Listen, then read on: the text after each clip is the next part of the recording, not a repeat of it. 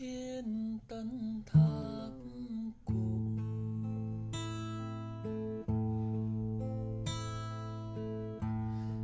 Le lundi 19 septembre 2022, TF1 faisait Elle, événement avec le lancement des Combattantes, Elle, une des séries les plus attendues de la rentrée.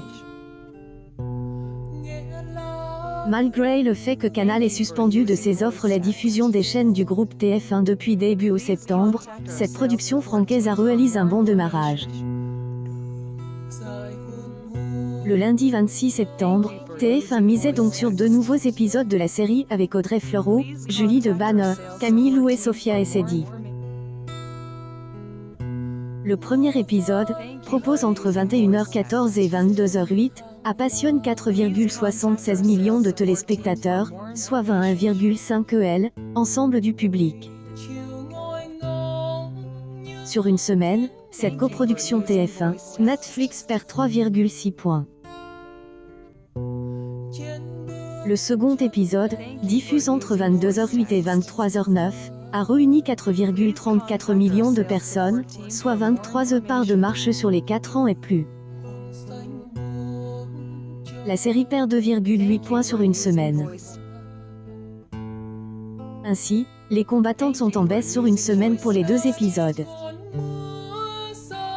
De plus, sur la cible commerciale, le programme a séduit 26,3 femmes responsables des achats de moins de 50 ans.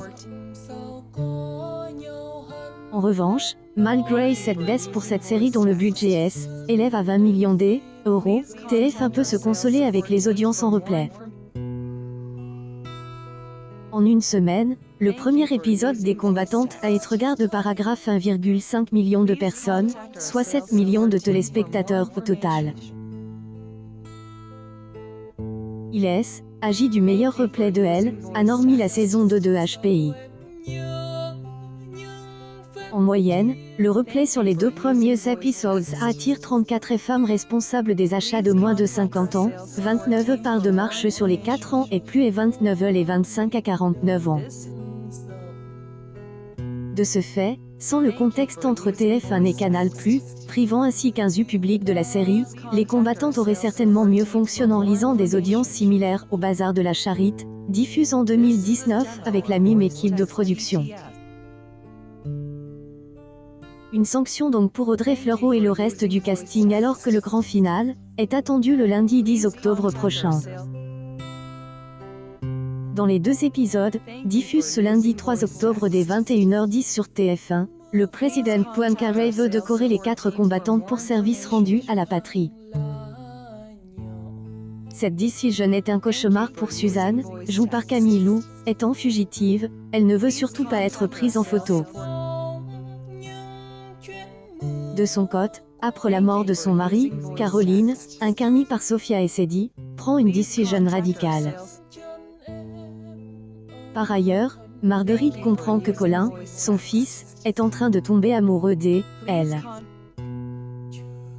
De son côté, Agnès est bouleversée après la déclaration d'amour de Till, mais ne peut faire un choix. La bonne droit d'auteur va découvrir que Geneviève est victime d'abus sexuels commis par elle, à Vautrin. Colin finira par découvrir qu'il est le fils de Marguerite. Tandis que Caroline sera chasse de chez Éléonore et son passe de prostituée sera révélé. Les Combattantes sont à retrouver ce lundi 3 octobre 2022 dès 21h10 sur TF1.